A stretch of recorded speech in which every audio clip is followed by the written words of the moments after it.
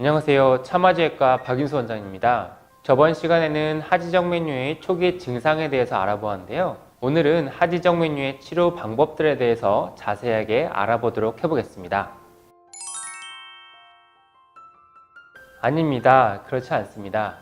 하지정맥류의 치료 방법은 진행 정도나 상태에 따라서 달라질 수 있습니다. 수술적 치료 방법 말고도 보존적 치료법인 압박 스타킹, 먹는 약의 방법부터 비수술적 치료 방법인 혈관 경화요법이 있게 됩니다. 치료 방법의 결정은 본인의 상태에 따라서 달라지게 되는데요.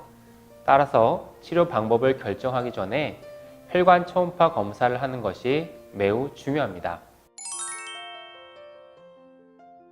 우선 보존적 치료 방법으로는 쉽게 말씀드려서 먹는 약과 압박 스타킹이 있게 됩니다. 이는 쉽게 말해서 심하지 않은 경우에 해당되는 치료라고 말씀드릴 수 있습니다. 먹는 약의 경우 물론 심한 하지정맥류를 치료하는 효과는 없겠지만 증상의 완화에는 많은 도움이 될 수도 있습니다. 이런 경우 병원에 내원하시어 진찰을 받으신 다음에 약을 처방받아 복용하시면 되겠습니다. 또 다른 보존적 방법으로는 의료용 압박 스타킹이 있습니다. 의료용인지를 확인하는 것이 무척 중요한데요.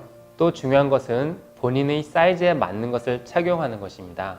시중에는 무척 다양한 압박 스타킹이 나와 있기 때문입니다. 잘 모르시겠으면 하지정맥류 병원을 내원하시어 진찰 처방을 받는 것도 좋은 방법이 될 수 있습니다. 그 다음 비수술적 치료 방법으로는 소위 혈관 경화요법, 주사치료라고 하는 방법이 있습니다. 쉽게 말씀드려서 침 맞듯이 따끔따끔 주사를 맞는 치료 방법이고요. 비교적 간단하게 끝나고 바로 일상생활이 가능하다는 장점이 있는 방법입니다. 마지막으로 수술적 치료 방법이 있습니다. 하지정맥류의 수술적 치료 방법은 총 5가지 방법이 있는데요. 그중 첫 번째로 절개술 또는 스트리핑이라고 불리는 방법이 있습니다. 이 기구가 절개술 때 사용되는 기구인데요. 혈관을 직접 절개하여 제거하는 방법이 되겠습니다. 수술 후 약간의 상처와 회복에 며칠의 시간이 소요될 수 있습니다. 그리고 레이저 수술이 있는데요. 현재 전 세계적으로 가장 광범위하게 사용되는 방법입니다. 이 기구가 레이저 수술 때 사용되는 레이저 파이버인데요. 앞서 말씀드린 절개 수술보다 흉터가 적게 남고 통증이 적고 회복이 빠르다는 장점이 있습니다. 그 다음이 고주파 수술인데요. 마찬가지로 고주파 수술 때 사용되는 카테터입니다. 고주파 수술은 앞서 말씀드린 레이저 수술처럼 열을 이용하여 치료하는 방법인데요. 레이저보다 더 적은 열로 치료할 수 있어서 수술 후 레이저보다 통증이 더 적고 회복이 빠른 방법으로 알려져 있습니다. 그리고 베나실, 소위 시아노 아크릴레이트를 이용한 복제정맥 폐쇄술이라는 방법이 있습니다. 앞서 말씀드린 레이저나 고주파와 달리 생체 접착제를 몸 안에 주입하여 치료하는 방법으로 수술 후 통증이나 회복이 레이저나 고주파보다 훨씬 더 유리한 3세대 치료법으로 분류가 되고 있습니다.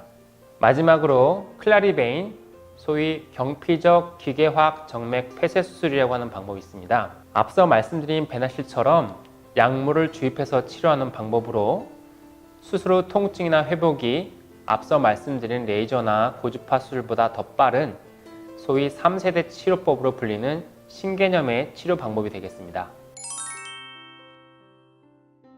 우선 주사치료라고 불리는 혈관 경화요법이 있는데요. 쉽게 말해 작은 실핏줄 또는 국소적인 정맥류의 치료가 되는 방법입니다. 다만 외관상 심하지 않다고 무조건 다 적용을 할 수는 없고요. 혈관 초음파 검사를 통해서 뿌리 혈관에 이상이 없는 경우에만 적용이 가능한 방법이 되겠습니다. 반대로 뿌리 혈관에 이상이 있는 경우에는 앞서 말씀드린 5가지 수술적 방법을 통해서 치료를 하게 됩니다. 즉 외관상 심하다 안 심하다가 중요한 것이 아니라 혈관 초음파상에서 뿌리 혈관의 이상 여부가 제일 중요합니다. 따라서 혈관 초음파 검사 후에 치료 방법을 결정하게 됩니다. 앞서 말씀드렸듯이 하지정맥류의 수술 방법은 총 5가지 방법이 있습니다. 각각의 방법은 모두 다 장단점이 있고요. 어떠한 한 가지 방법이 항상 최선이라고 할 수는 없습니다. 따라서 다양한 경험이 있는 하지정맥류 병원을 내원하시어 정확한 진찰과 검사 후에 수술 방법을 결정하시는 것이 중요하시겠습니다. 아무래도 치료 방법이 무척 다양하고 복잡하다 보니 이해하기 어려우셨을 텐데요. 그래서 다음번에는 수술 방법에 대해서 보다 자세하게 집중적으로 알아보도록 하겠습니다. 감사합니다.